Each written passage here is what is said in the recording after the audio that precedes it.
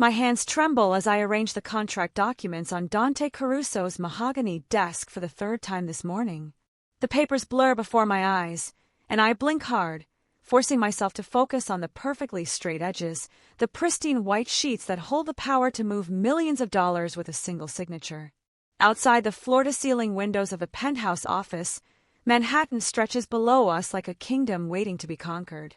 42 floors up, the sounds of the city are nothing but a distant hum, insulated by wealth and power so absolute it feels like we exist in a different atmosphere than the rest of humanity. I exist in a different atmosphere. I'm still the girl from Queens who takes the subway to work, who counts every dollar at the grocery store, who wears the same 3 blouses on rotation because designer clothing isn't in my budget. The only reason I'm standing in this temple of luxury is because Dante Caruso's previous assistant made the fatal mistake of stealing from him. Fatal being the operative word. I learned about Sarah's fate during my second week on the job, whispered by a terrified accountant who warned me to keep my head down and my hands clean. They found her car in the Hudson River. Brake failure, the news said. Tragic accident. No one in the Caruso organization believed it was an accident.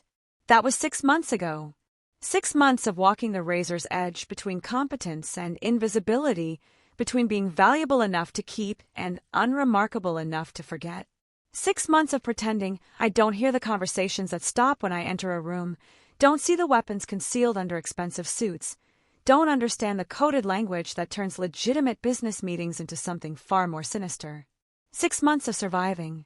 Until 2 weeks ago, when everything changed. I was leaving work late, taking my usual route to the subway station, my mind already on the leftover pasta waiting in my tiny apartment's refrigerator. The hand that grabbed my arm came from nowhere, yanking me into an alley between a dry cleaner and a bodega that had closed for the night.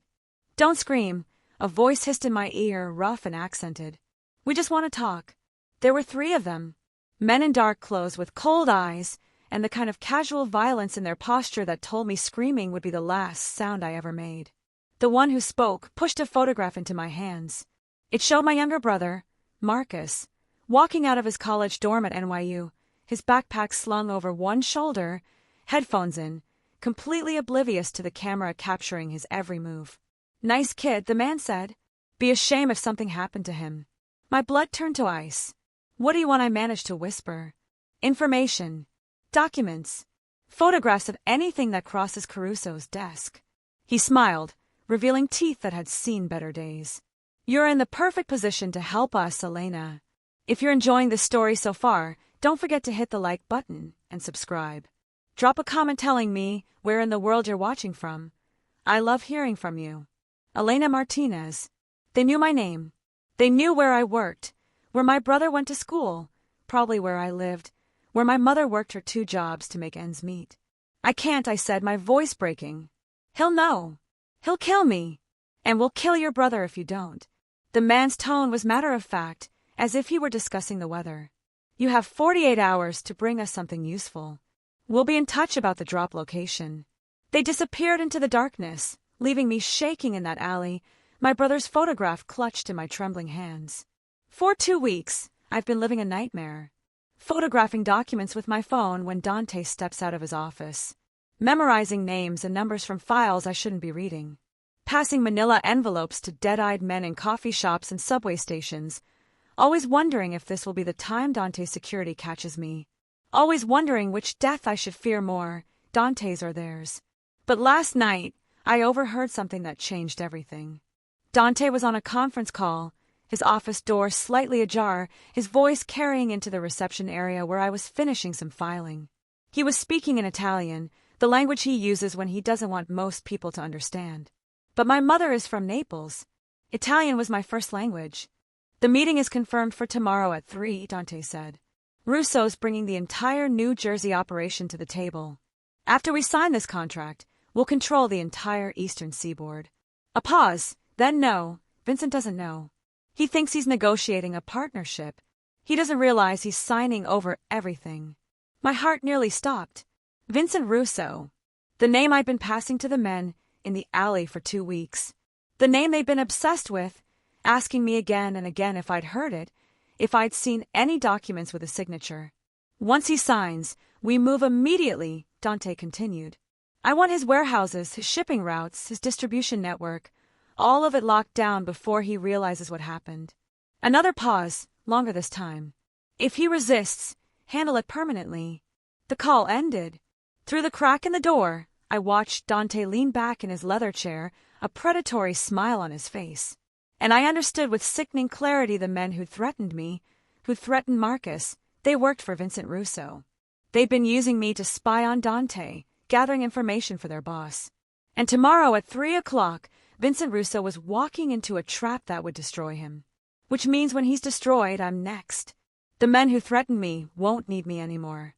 Worse, they'll want to erase the evidence of their failed intelligence operation. A loose end named Elena Martinez who knows too much, who can connect them to corporate espionage and worse. I'm dead either way. If Dante discovers I've been spying for his enemy, I'm dead. When Russo falls and his men clean up loose ends, I'm dead. Unless I can find a way to warn Dante without revealing my betrayal.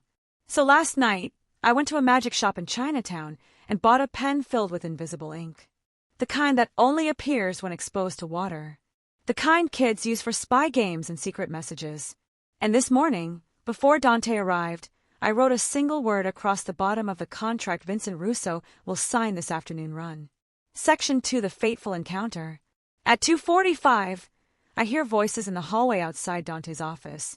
My heart hammers against my ribs as I stand from my desk in the reception area, smoothing down my navy skirt with palms slick with sweat. The door opens, and Vincent Russo enters flanked by 2 bodyguards who look like they were carved from granite. He's older than Dante, maybe 50, with silver threading through his dark hair and the kind of expensive tan that comes from yachts in the Mediterranean, not tanning beds in Queens. Mr. Russo, I say with a professional smile that feels like it might crack my face. Mr. Caruso is expecting you. Can I get you anything? Coffee? Water? Something stronger? Russo's eyes sweep over me with the dismissive assessment men like him give women like me. Hired help. Beneath notice, furniture with a pulse. Scotch, he says. Neat. Of course. I move to the sidebar where Dante keeps his expensive liquor, my hands shaking as I pour 3 fingers of scotch into a crystal tumbler. Behind me, I hear Dante's office door open, hear his voice, smooth and welcoming. Vincent, right on time. I appreciate punctuality. Dante. The 2 men shake hands with the careful choreography of apex predators acknowledging each other's territory. Let's make this quick. I have dinner reservations at 7.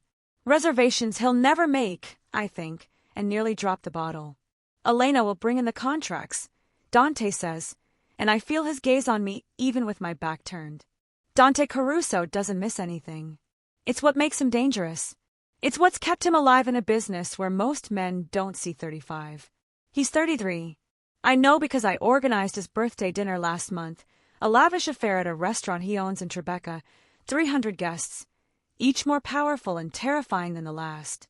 I deliver the scotch to Russo with another practiced smile, then retreated to my desk to retrieve the contract documents. They sit in a leather portfolio, pristine and official, the invisible ink message on the bottom page completely undetectable under normal light.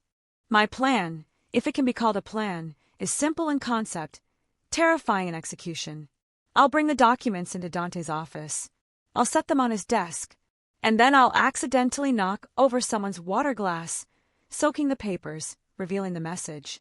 What happens after that, I have no idea. Maybe Dante will understand.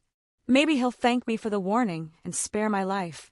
Maybe he'll realize I've been feeding information to his enemy for 2 weeks and put a bullet in my brain before Russo's people get the chance. All I know is that doing nothing guarantees my death, and probably Marcus's too. This way, at least I have a chance. I stand, portfolio in hand, and walk toward Dante's office on legs that feel disconnected from my body. My heart pounds, so hard I'm certain everyone can hear it. The invisible ink pen sits in my blazer pocket, a tiny weight that feels like it might drag me to the floor. Orchestrated narrative tension around pivotal water spill revelation that I need to continue with the water spill scene. This is the pivotal moment. I should make it tense, show her internal conflict, and build to the revelation of the message. Inside Dante's office, Russo has settled into one of the leather chairs facing the massive desk, his bodyguards positioned by the door like sentries. Dante stands by the window, backlit by the afternoon sun, looking every inch the predator. He is in a charcoal suit that probably costs more than 3 months of my salary. The contracts, Mr. Caruso, I say, my voice surprisingly steady. Thank you, Elena. Dante moves to his desk, and I cross the room to place the portfolio before him. This is it. This is the moment. I set the portfolio down carefully, then reach for the crystal water carafe on the corner of Dante's desk. My hands are shaking visibly now, and I see Dante's eyes narrow slightly as he notices. Are you feeling well, Elena, he asks, and there's something in his voice, a note of concern that almost undoes me. He's not a good man. I know this. I've seen the evidence, the bodies, the bribes, the casual cruelty. But he's never been cruel to me. He pays me well, far more than a secretary should make. He gave me Christmas bonus that paid for Marcus's textbooks. He remembered my mother's birthday because I'd mentioned it once in passing. He's not a good man, but he's never given me a reason to fear him. Until now, when I'm about to betray every rule of his world. I'm fine, I lie. Just a little tired. I reach for a water glass, Russo's, because targeting Dante's feels too obvious, and my hand slips. The glass tumbles in slow motion, water arcing through the air like a crystal ribbon. It hits the leather portfolio with a splash that sounds deafening in the suddenly silent office. Dio, I gasp, pressing my hands to my mouth in horror. I'm so sorry, I'm so clumsy, I'm already reaching for the napkins on the sidebar, already moving to clean up the mess, playing the role of flustered secretary to perfection because it's not entirely an act. My heart might actually explode from my chest. Russo curses in Italian, jumping back from the spreading water. His bodyguards tense, hands moving toward weapons before they register it's just spilled water, just an accident. But Dante doesn't move. He's staring at the documents, at the water spreading across the white pages, at something I can't see from my angle. And then I watch his expression change. It's subtle, a tightening around his eyes, a barely perceptible shift in his posture. But I've learned to read Dante Caruso over 6 months of working 18 inches from his office door. I know the difference between his business face and his dangerous face. This is his dangerous face. Everyone out, he says quietly. Russo looks up from brushing water off his sleeve. What? I said out. Dante's voice hasn't risen, but something in it makes Russo's bodyguards move immediately toward the door. There's an issue with the contracts. We'll need to reschedule. Issue? What issue? Russo's voice rises with indignation. We had an agreement, Caruso. You can't just... I can do whatever I want, Vincent. Now Dante looks up, and his eyes are black ice. This is my building, my office, my city, and I'm telling you to get out. The temperature in the room drops 20 degrees. Russo's face flushes red, rage and humiliation warring across his features. For a moment, I think he might argue, might push back. Then he sees whatever is written on Dante's face and thinks better of it. You'll regret this, Russo says, standing abruptly. Whatever game you're playing. The only one playing games here is you, Vincent. Dante's smile is a razor blade. And we're done playing. Elena will see you out. I move on autopilot, ushering a fuming Russo and his confused bodyguards toward the door. Behind me, I feel Dante's gaze burning into my back. As I pull the door closed, I hear him say, softly, not you, Elena. You stay. The door clicks shut, sealing me in with him and whatever he saw in those water-soaked documents. I turn slowly, my back pressed against the door, my breath coming in short gasps.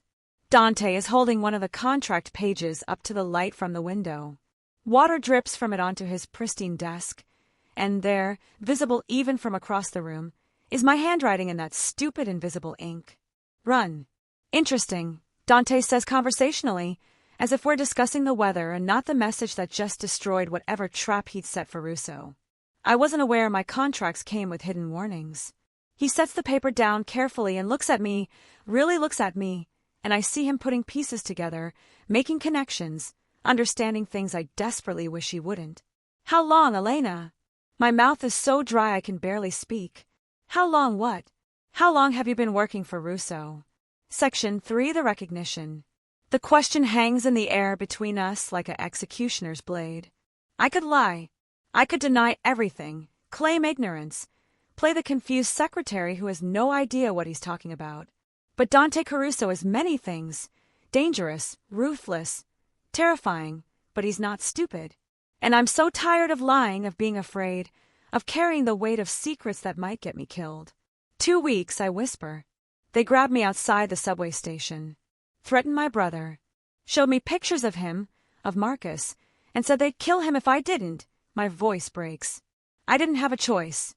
Dante's expression doesn't change, but something shifts in the set of his shoulders. He moves around the desk with the fluid grace of a hunting cat, and every instinct I have screams at me to run, to flee, to get as far away from him as possible. But there's nowhere to run. There never was. He stops 3 feet away from me, close enough that I can smell his cologne, something expensive and masculine that makes my head spin, but not close enough to touch. What did you give him? His voice is very quiet, very controlled. The kind of quiet that comes before violence. Documents. Photographs. Names. The words tumble out in a rush now. Confessional. Desperate. Whatever they asked for. I didn't want to, Mr. Caruso. I swear I didn't want to, but they said they'd hurt Marcus. And he's all I have left. Our father is dead and our mother works herself to exhaustion just to keep us afloat, and I couldn't. Stop. One word. Razor sharp, and I obey instantly, pressing my lips together to trap the sob building in my throat. Dante studies me with those dark, intelligent eyes that see too much, understand too much. I wonder what he sees when he looks at me now. A traitor, a liability, a problem to be eliminated. Last night, I forced myself to continue, needing him to understand, even if understanding won't save me. I overheard your call. About the trap you set for Russo. About taking over his territory. I gesture weakly at the ruined contracts. I realize when he goes down, his people will kill me to erase the evidence. And if you found out about me first, you'd... I can't finish the sentence. Kill you. Dante finishes for me, his tone matter-of-fact. Yes, that's generally how we handle betrayal in my organization. I close my eyes, waiting for the inevitable.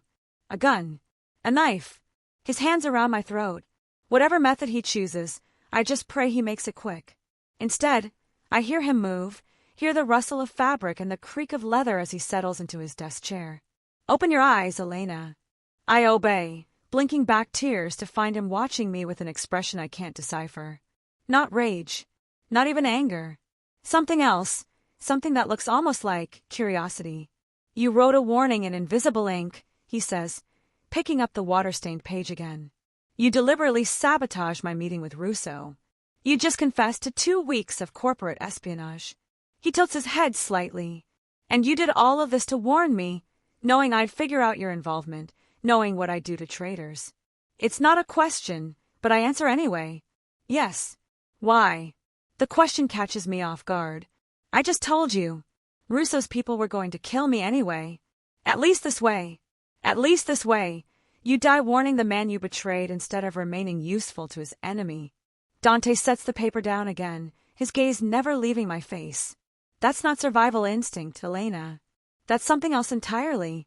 I don't understand what he's getting at. Don't understand why I'm still breathing, why he's analyzing my motivations instead of ending my life. You could have run, he continues, almost as if speaking to himself. Could have disappeared, changed your name, taken your brother and mother and vanished. You had 2 weeks to figure out an escape plan. They'd have found us, I say hollowly. People like Russo, like you have resources, connections.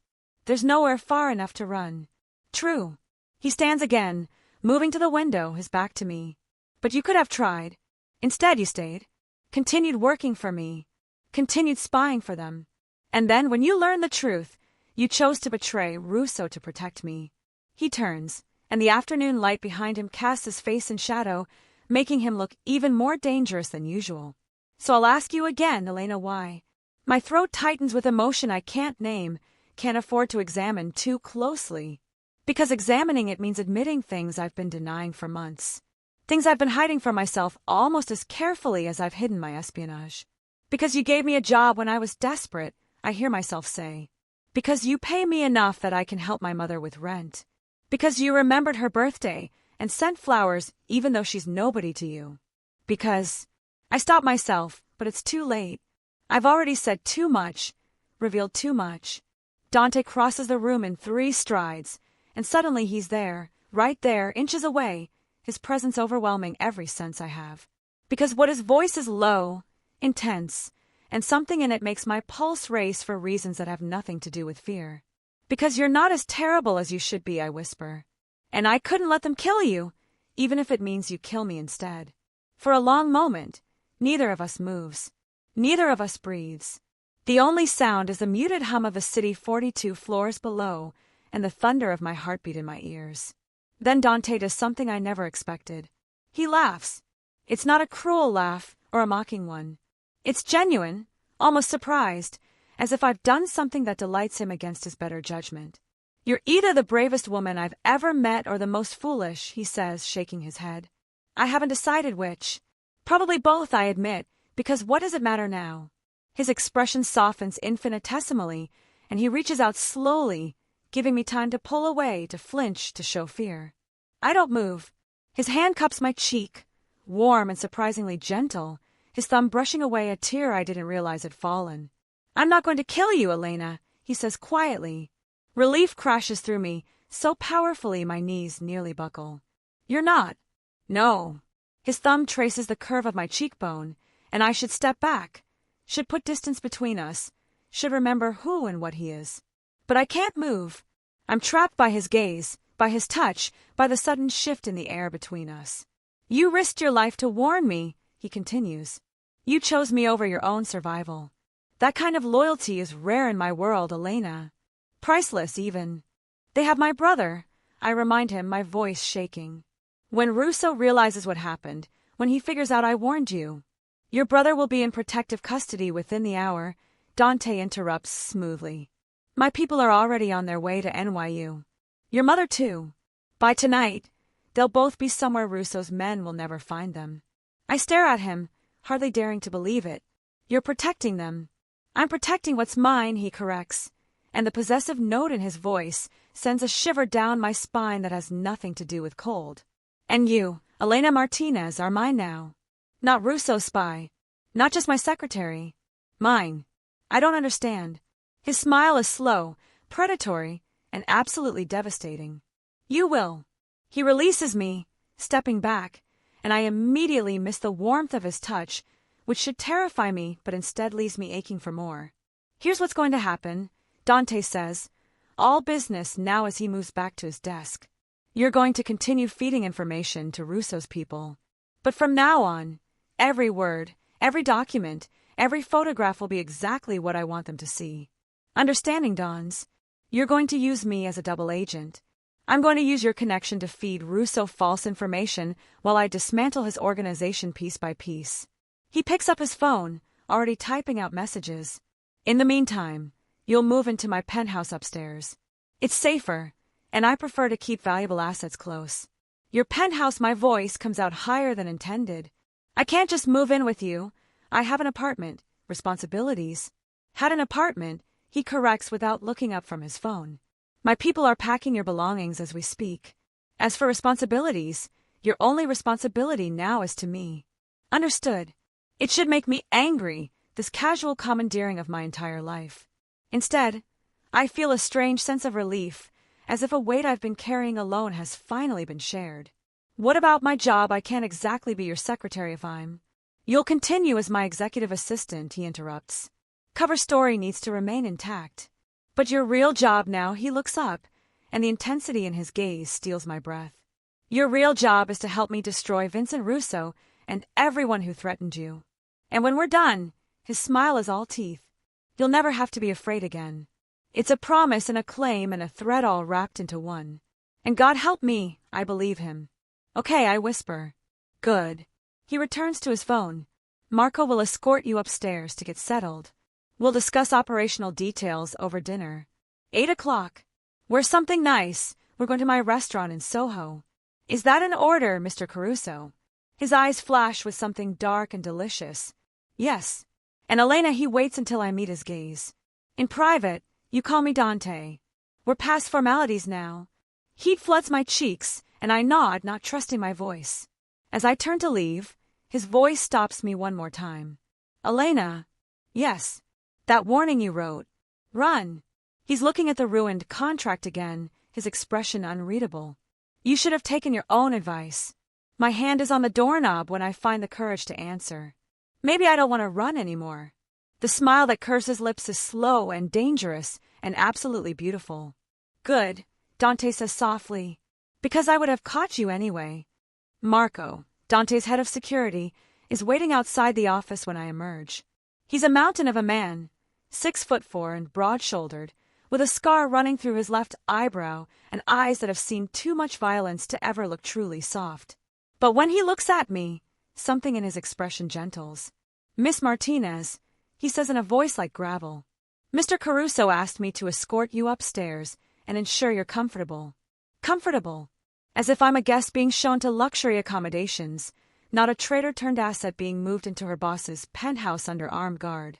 The elevator ride to the top floor is silent except for the soft hum of machinery and my racing heartbeat.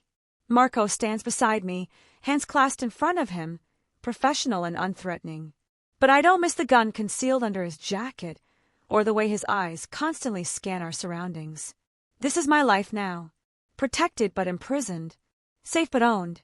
The penthouse occupies the entire 45th floor, and when the elevator doors open directly into the foyer, I forget how to breathe. Floor-to-ceiling windows offer panoramic views of Manhattan, the city sprawling beneath us like a glittering kingdom. The space is modern and masculine, all clean lines, dark woods, and leather furniture that probably costs more than my mother makes in a year. Original artwork hangs on the walls, pieces I recognize from museums and galleries, impossible to own unless you have Dante's kind of money and connections.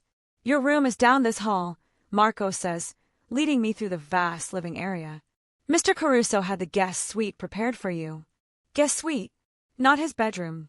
The distinction should bring relief, but instead, I feel an unexpected flutter of disappointment that I immediately crush. The suite is larger than my entire apartment in Queens. A king-sized bed dominates the space, dressed in white linens that look impossibly soft.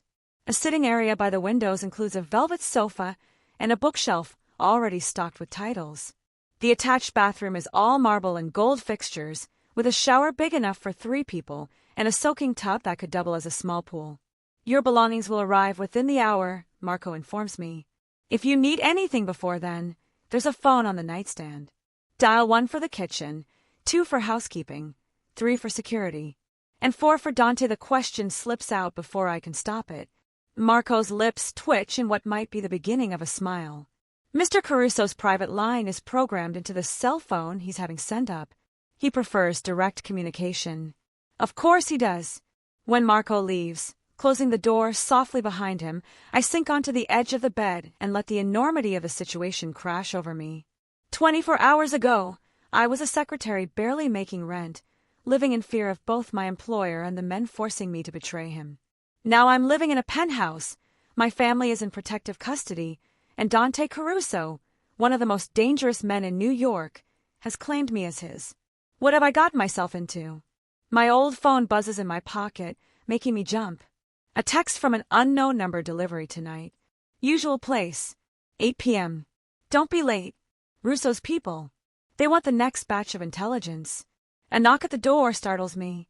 A woman in her 50s with kind eyes and a housekeeper's uniform enters carrying a tray. Miss Martinez, I'm Rosa. I manage Mr. Caruso's household. She sets the tray on the sitting area's coffee table, coffee, pastries, fruit. I thought you might want something after your difficult day. The kindness in her voice nearly undoes me. Thank you, Rosa. That's very thoughtful. She smiles, and it reaches her eyes. Mr. Caruso called ahead, told me to take good care of you. She lowers her voice conspiratorially. In 20 years working for him, I've never heard him sound quite so invested. Heat floods my cheeks. I'm just his assistant. Rosa's smile widens. Of course you are, dear. That's why he's installing you in the penthouse instead of finding you a secure apartment elsewhere. That's why he personally selected the books for your shelf. She nods toward the bookshelf. He noticed what you read during lunch breaks. Every single title, there is either something you've read before or something on your wish list. I turn to look at the bookshelf, my heart stuttering. She's right. There's the worn copy of Jane Eyre I've read a dozen times. The thriller I mentioned wanting to read last month. The the poetry collection I'd admired in a bookstore window. He noticed. Dante Caruso, who runs an empire and probably orders executions before breakfast, noticed what books I like. He's not what I expected, I admit softly. Rosa's expression grows more serious. Mr. Caruso is many things, Miss Martinez. Dangerous, yes. Ruthless when necessary. But to those he protects, to those he claims as his own. She pauses, choosing her words carefully.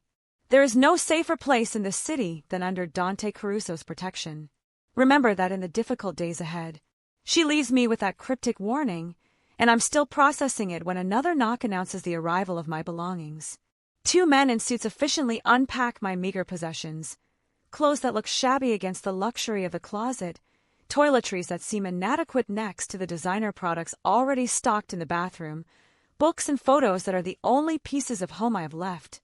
When they leave, I shower in water that feels like silk against my skin, then stand in front of the closet in nothing but a towel, staring at my limited options for tonight's dinner. Wear something nice, Dante had said.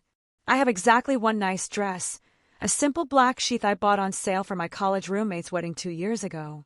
It's the best I can do, but when I open the closet to retrieve it, I find it's no longer alone. Hanging beside my discount store clothing are at least a dozen designer dresses, still bearing tags with price points that make my eyes water. A no card rests on the closet shelf, in Dante's distinctive handwriting. Since I'm requiring your presence at dinner on short notice, it seemed only fair to ensure you had appropriate options. Choose whichever you prefer. I should be offended by the presumption. Instead, I find myself running my fingers over the luxurious fabrics, silk, satin, cashmere, marveling at the fact that he somehow knew my exact size.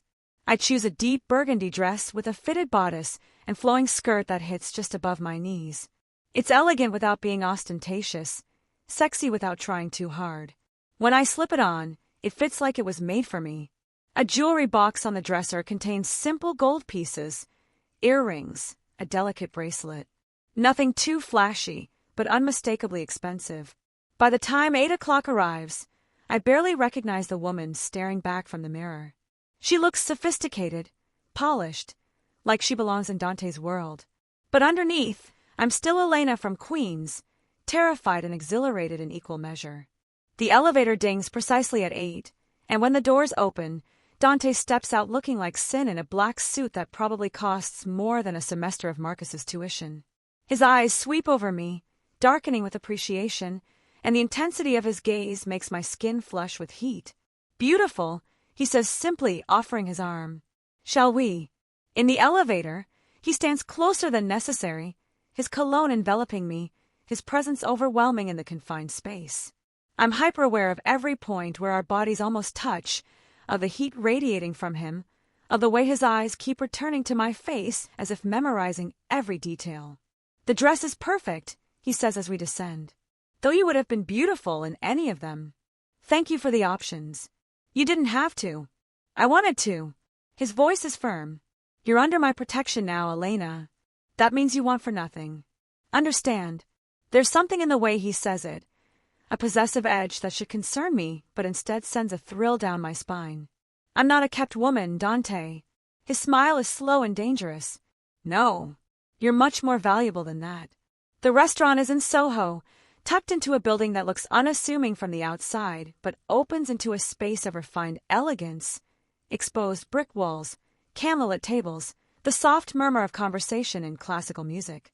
Every head turns when we enter. Dante's hand moves to the small of my back, proprietary and warm, guiding me through the space. The host greets him with deferential familiarity. Mr. Caruso, your usual table is ready, and leads us to a private corner booth with views of the kitchen and the restaurant floor. Strategic positioning. Dante can see everyone, but we have privacy for conversation. A bottle of wine appears without being ordered, poured by a sommelier who seems to know exactly what Dante prefers. Menus are presented, though Dante waves them away. Trust me, he asks, his eyes holding mine. It's a test. I recognize it for what it is. Trust is currency in his world, and he's asking if I'm willing to trade in it. Yes, I say, and mean it more than I should. He orders in Italian, his accent flawless, And I realize with a start that I don't actually know much about Dante Caruso beyond the obvious. Where he's from, how he built his empire, what drives him, who he is beneath the expensive suits and dangerous reputation. You're staring, he observes, amusement dancing in his eyes. I'm realizing I don't actually know you, I admit. 6 months working for you, and you're still a mystery. Good. He sips his wine. Mystery keeps you safe in my business. I'm not in your business.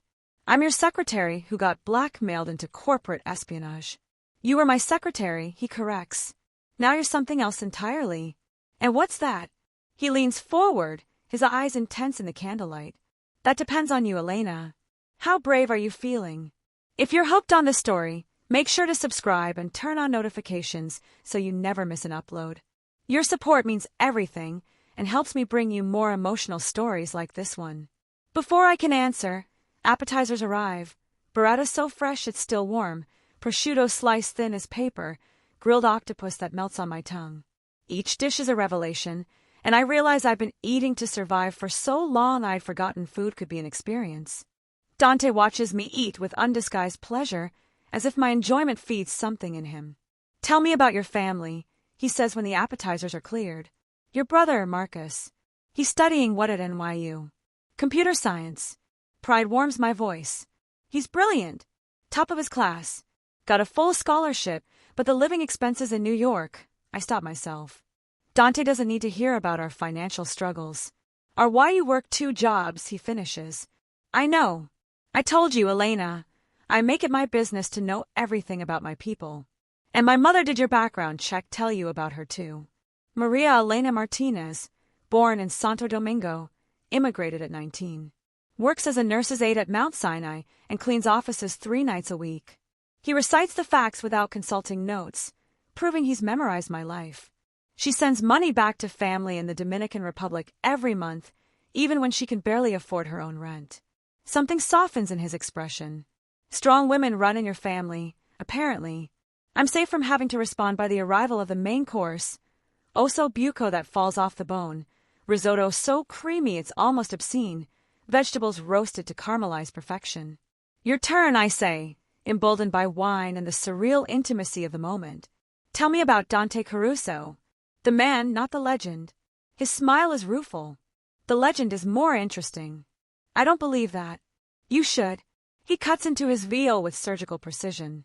The legend doesn't have weaknesses. The legend doesn't make mistakes. The legend doesn't. He stops himself. Doesn't what?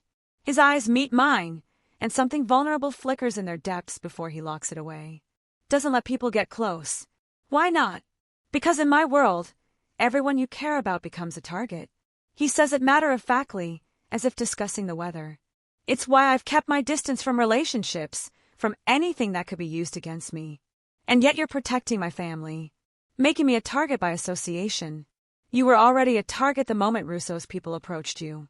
His voice hardens. At least this way, you have me standing between you and them.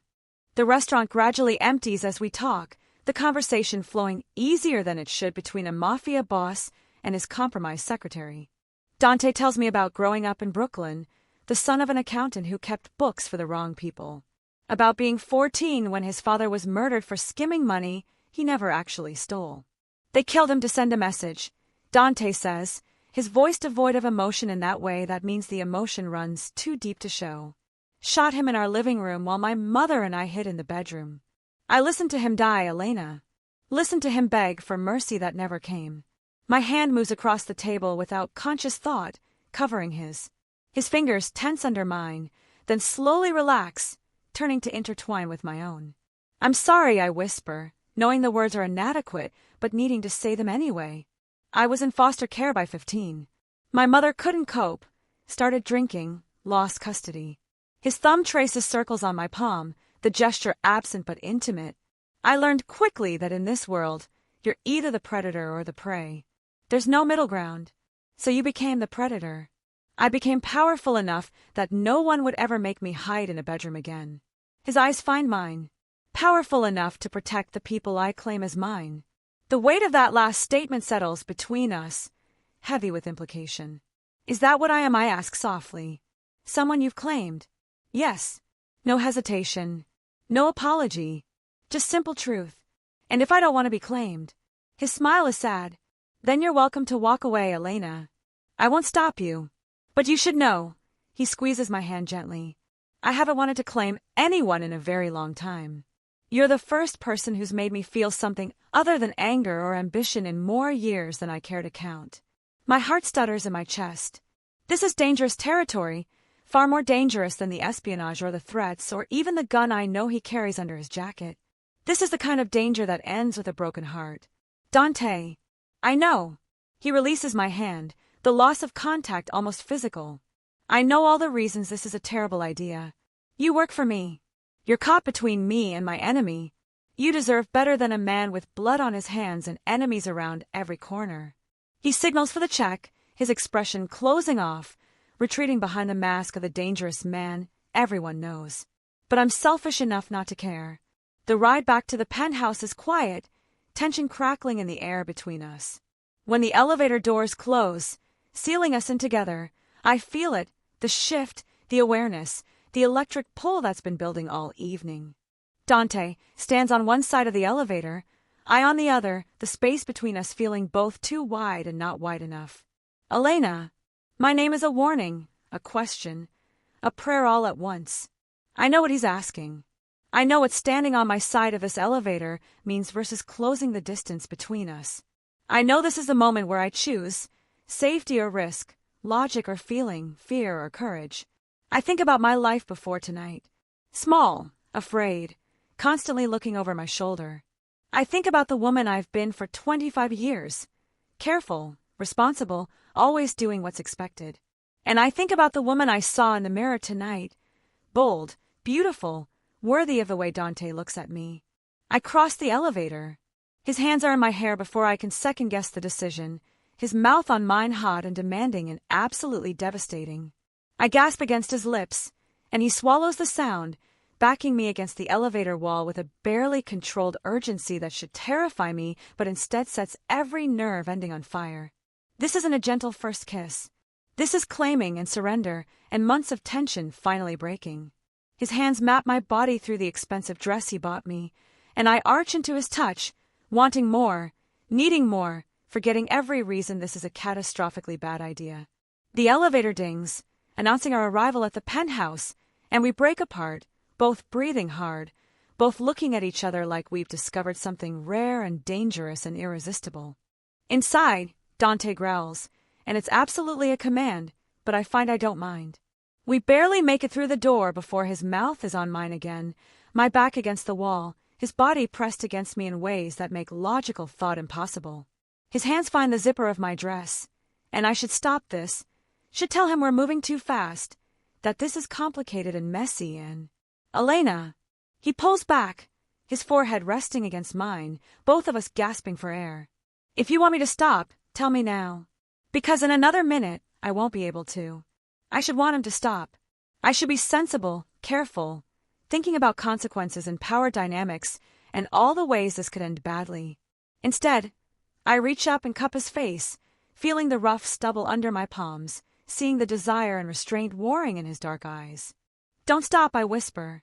Something in him breaks, the iron control he's maintained all evening shattering like glass. He lifts me effortlessly, my legs wrapping around his waist as he carries me down the hall. But instead of taking me to his bedroom, he stops at my door. Your room, he says, his voice rough. Your choice. Your control. I need you to know you can stop this at any time. Even in the heat of passion, he's giving me power. Giving me choice. It makes me want him even more. I reach behind him and push open the door. Section 6. The complication. I wake to pale morning light filtering through unfamiliar windows and the warm weight of Dante's arm across my waist. For a moment, I lie still, absorbing the reality of what happened last night. I slept with my boss, my Mafia boss, the man who could kill me with a word, the man who made me feel cherished and desired and safe for the first time in longer than I can remember. Dante stirs beside me, his arm tightening possessively before his eyes open. When he sees me watching him, a slow smile curves his lips, genuine and unguarded in a way I've never seen from him before.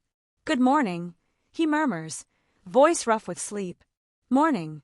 I'm suddenly shy, aware of my nakedness under the sheets, of the intimacy of this moment. His hand comes up to trace my cheekbone, the gesture tender. Regrets. I should say yes. I should establish boundaries, protect myself, maintain some semblance of professionalism. No, I admit instead. You. Never. He leans in to kiss me, slow and deep, and I'm melting into it when his phone buzzes insistently on the nightstand. He pulls away with a muttered curse, reaching for the device. His expression changes as he reads the screen, the softness disappearing, replaced by cold focus.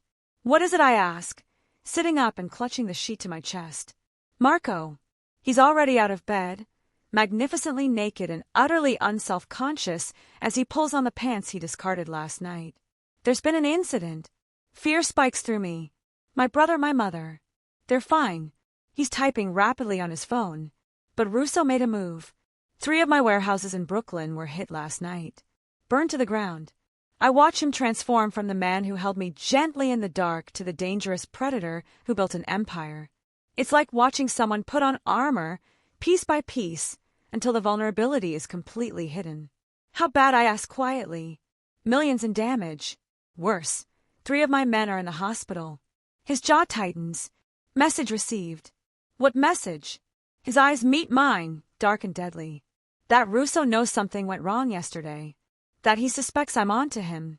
He pulls on his shirt, still watching me, which means it's time to activate our contingency plan. What contingency plan? He crosses back to the bed, sitting on the edge, his hand cupping my face with surprising gentleness given the hardness in his expression. You're going to give Russo's people exactly what they want, he says. Information that will bring him out of hiding and into a trap. My stomach churns. And if they suspect I'm feeding them false information, they won't, because most of what you give them will be real. His thumb strokes my cheekbone. You're going to give them real intelligence about my operations, real vulnerabilities, real opportunities to hit me. Dante, that's dangerous. I know. His eyes are fierce. But it's the only way to draw Russo out. He's gone to ground after yesterday, making moves through intermediaries. If we want to end this, we need him exposed, confident, convinced he's winning. I process this, my mind racing. You're using yourself as bait. I'm using us as bait, he corrects. Because Russo's going to learn about you and me. About last night. His smile is grim. In fact, I'm going to make sure he learns about it. Realization dawns. You want him to think I'm your weakness. I want him to think he can use you against me. Dante's voice is steel. And when he tries, I'll be ready. Before I can respond, his phone rings. He answers, his expression growing darker with each passing second. When a pause. How many another pause, longer this time. Understood. I'm on my way. He ends the call and stands, finishing buttoning his shirt with controlled efficiency.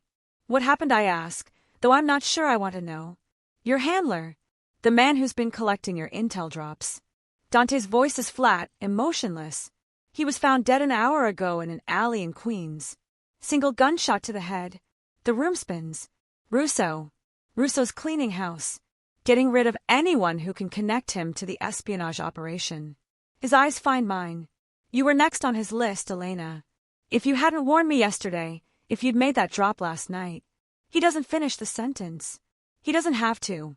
I would be dead in an alley right now, my body dumped like trash, another loose end tied off. Get dressed, Dante says, his tone brooking no argument. You're not leaving my side until this is over.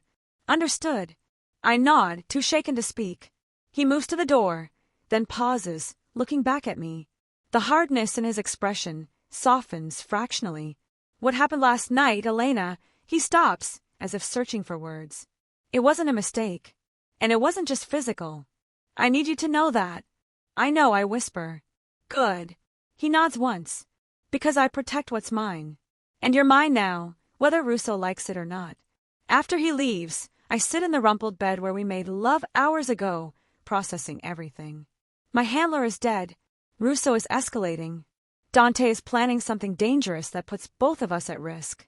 And somehow, impossibly, I've fallen for the most dangerous man in New York. My phone, my old phone, not the secure one Dante gave me, buzzes on the nightstand. A text from an unknown number. We know what you did. We know you're with him. You have 24 hours to make this right, or your brother learns what it feels like to drown. His dorm has a lovely rooftop pool. Be a shame if he had an accident. My hands shake as I read the message again. Then again. They know. Russo's people know I betrayed them. And they're going after Marcus. I'm pulling on clothes with trembling hands when Dante returns, his face set in grim lines. Your brother's protective detail just went dark, he says without preamble. No response to check-ins for the past 20 minutes. The phone slips from my nerveless fingers. We need to move. Now. Dante is already grabbing his jacket, his gun. Marco's bringing the car around. Whatever Russo's planning, it's happening now. As we race toward the elevator, my mind spins with terrifying possibilities. This is my fault. My choices brought danger to Marcus, to my mother, to everyone I love, and the only man who can save them is the one I've fallen for against all logic and reason, the dangerous, deadly, beautiful man whose world I've stumbled into. The man who promised to protect me. I just hope that promise extends to my family before it's too late. The car ride to NYU takes 17 minutes that feel like 17 hours. Dante is on the phone the entire time, his voice clipped and controlled as he coordinates his people, but I see the tension in his jaw, the white-knuckled grip on his phone. He cares about Marcus. Not because of me, but because in Dante's world, innocent people, especially kids trying to build better lives, don't deserve to be casualties. We have eyes on the dormitory, Marco reports from the front seat, one hand on the wheel, the other on his earpiece. No sign of forced entry. Russo's people are being smart about this. Too smart, Dante mutters. They're inside already. Waiting. My phone buzzes again. Another text rooftop. Come alone, or he dies screaming. I show it to Dante, my hand shaking.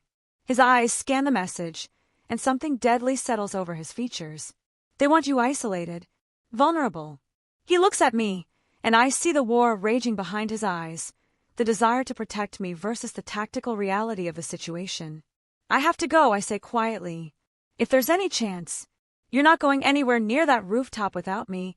He cuts me off, his voice hard as granite. Dante, they said alone. I don't care what they said. He takes my face in his hands, forcing me to meet his eyes. You think I'm letting you walk into a trap? You think I survived this long by playing by my enemy's rules. They have my brother, and I have an army. His voice drops, intense and absolutely certain. Trust me, Elena. Please. The please undoes me. This powerful, dangerous man asking for my trust, not demanding it. I nod. Good. He releases me and turns to Marco. Position teams at every exit. Snipers on adjacent buildings. I want thermal imaging on that rooftop before we breach. The car pulls up 2 blocks from the dormitory, stopping in an alley where 3 more SUVs wait. Men in dark suits emerge. Dante's soldiers, all armed, all moving with military precision. Dante pulls me aside while Marco briefs the team. Here's what's going to happen, he says quietly. You're going to call them. Tell them you're coming, but you need proof of life first. While they're distracted getting Marcus to a phone, my people will be getting into position. And then, his smile is cold. Then we remind Vincent Russo why people fear the Caruso name. I make the call with shaking hands. A voice I don't recognize answers. The girl. Finally showing some sense. I want to talk to my brother first, I say, trying to keep my voice steady. Proof he's alive, or I don't come up. A pause, then muffled sounds. Scuffling. A grunt of pain that makes my stomach clench. Elena Marcus's voice, terrified but alive. Elena, don't come, they're going to. The phone is yanked away. Satisfied now, get up here. You have 5 minutes, or we start removing his fingers. The call ends. Dante is already moving, gesturing to his men. They're on the northwest corner of the roof. 3 hostiles, maybe 4. Marcus is alive but restrained. He looks at me. You ready? No. I'm honest about it. But let's do this anyway. We enter through a service entrance, Marco leading the way with 2 other men, Dante keeping me close with his hand on the small of my back. The building is quiet. Most students are in class, which is probably why Russo's people chose now. The stairwell to the roof is narrow and dimly lit. Each step echoes, announcing our presence, but Dante doesn't seem concerned. They already know we're coming. he murmurs when I look at him questioningly. The question is whether they're smart enough to realize they're the ones who are trapped. At the roof access door, Dante stops, pressing his earpiece. All units in position A pause. Good. On my signal. He looks at me, and for a moment, the mask slips. I see fear there, not for himself, but for me. For Marcus. For what might happen in the next few minutes. Stay behind me, he says. No matter what happens, you stay behind me. Then he pushes open the door, and we step into chaos. Section 8, the battle. The rooftop is bathed in late morning sunlight, Manhattan sprawling in every direction like a concrete jungle. And there, near the edge by the pool, are 4 men in dark clothing. And Marcus, my baby brother, 20 years old with his whole life ahead of him, on his knees with a gun pressed to his head, his face bruised and his eyes wide with terror. Elena, no! He shouts when he sees me. Get out of here! The man holding the gun, mid-40s, cold eyes, professional demeanor, smiles. Touching reunion. Drop your weapons, Caruso, or the college boys' brains decorate the pavement. Dante stops about 20 feet away, his posture relaxed, but I can feel the coiled violence in him, ready to explode. Vincent's gotten sloppy, Dante observes conversationally. Sending amateurs to do professional work. What happened run out of competent people after I bought out your organization from under you? The man's smile tightens. Big talk for someone who's about to watch his girlfriend's brother die. She's not my girlfriend, Dante corrects, and my heart lurches before he continues. She's far more important than that. Which is why you're already dead, you just don't know it yet. Last warning, Caruso. Weapons down or... The gunshot is deafening. But it's not Marcus who falls. The man holding him crumples, a red hole appearing in his forehead, his gun clattering harmlessly to the ground. From the adjacent building's rooftop, Dante's sniper lowers his rifle. Everything happens at once. The 3 remaining men reach for their weapons. Dante moves faster than I've ever seen him move, pulling his gun and firing twice in rapid succession. 2 more men fall. The last one grabs Marcus, using him as a shield as he backs toward the roof's edge. Don't! I scream, but I'm already moving, my body acting on pure instinct.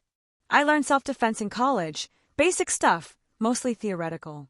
But fear and adrenaline make me bold, and when the man's attention is on Dante, I lunge. My shoulder hits his ribs, throwing off his balance. The gun goes off, the bullet going wide, and Marcus twists free, diving away from the edge.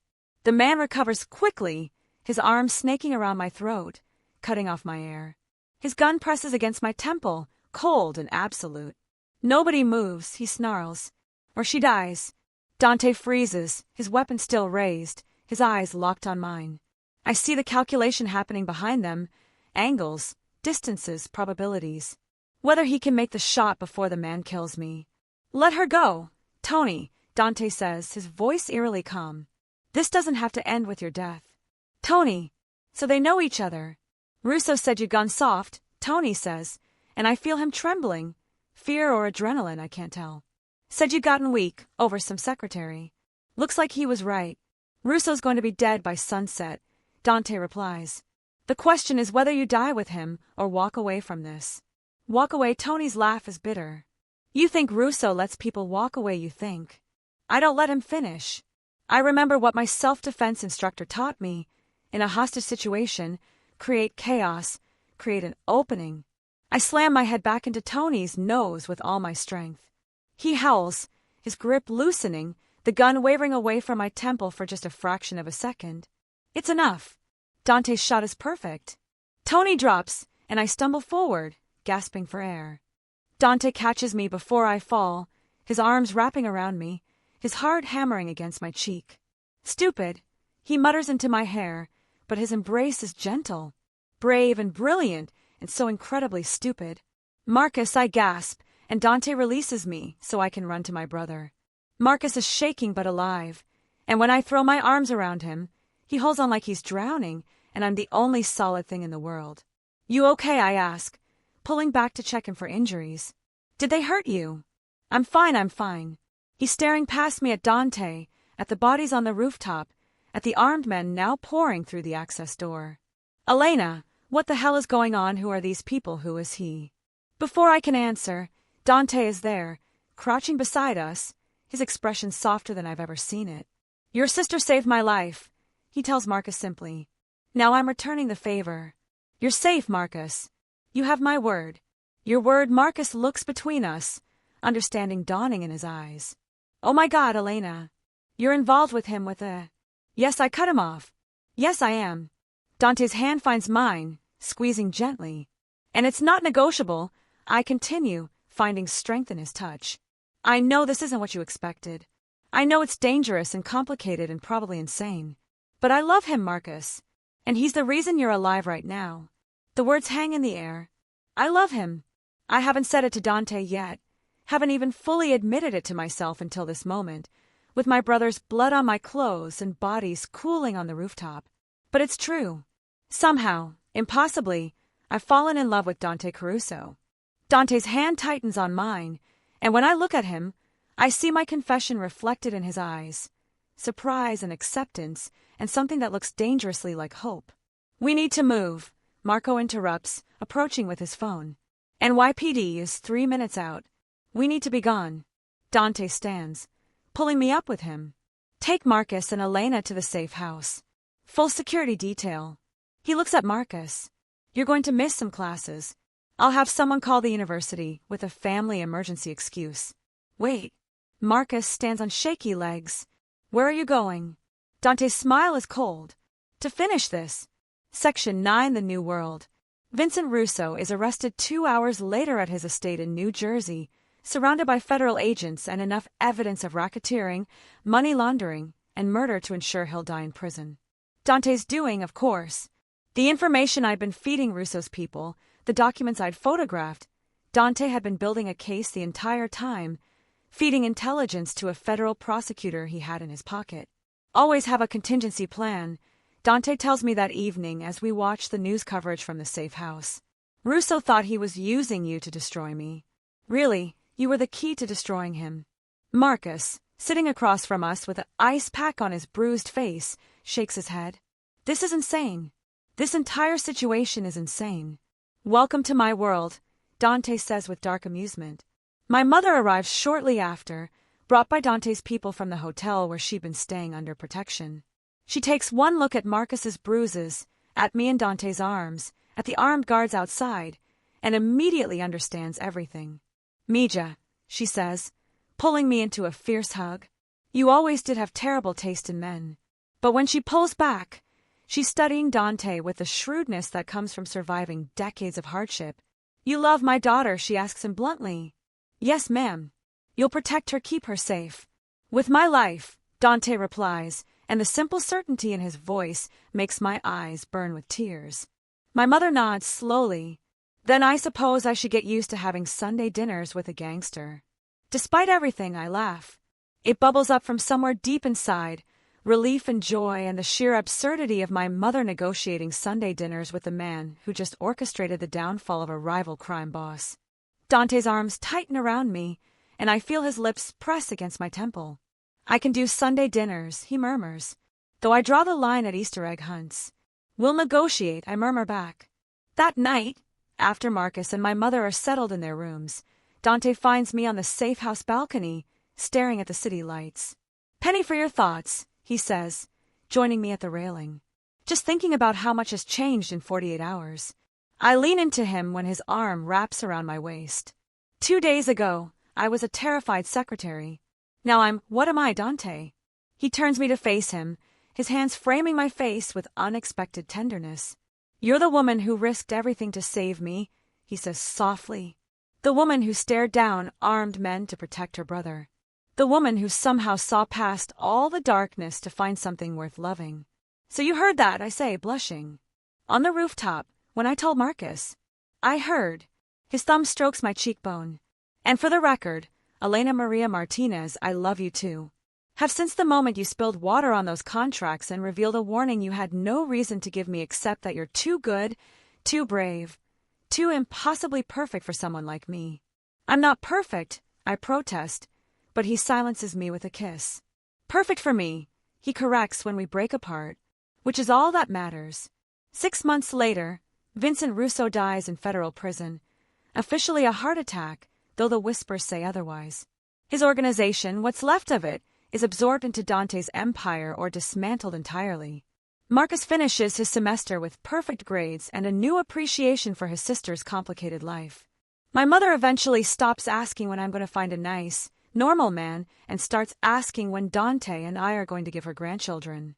As for me, I learned that love isn't always safe or simple or what you expected. Sometimes it's dangerous and complicated and absolutely worth it. I still work as Dante's executive assistant, though my job description has expanded considerably. I help run his legitimate businesses, serve as translator for his international deals, and occasionally, when the situation requires it, remind him that power without conscience is just tyranny. He listens. Not always immediately, but eventually. Because Dante Caruso, the most dangerous man in New York, trusts me to be his conscience in a world with precious little of it. And I trust him to be my protector, my partner, my home in a world that once felt impossibly dangerous.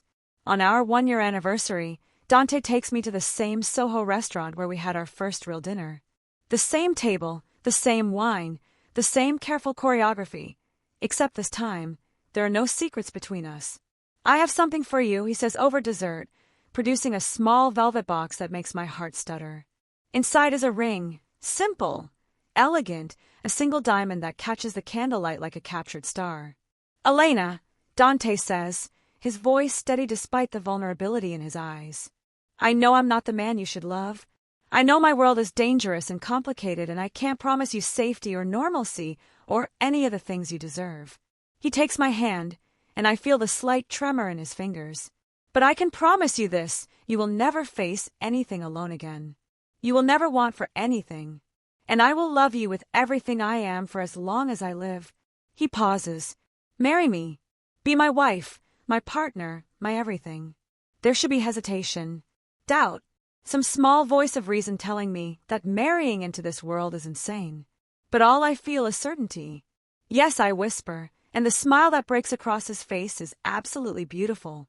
He slides the ring onto my finger, and it fits perfectly, like everything else about us, unlikely but undeniable. We marry 6 months later in a small ceremony, my family, his most trusted people, and a priest who's learned not to ask too many questions.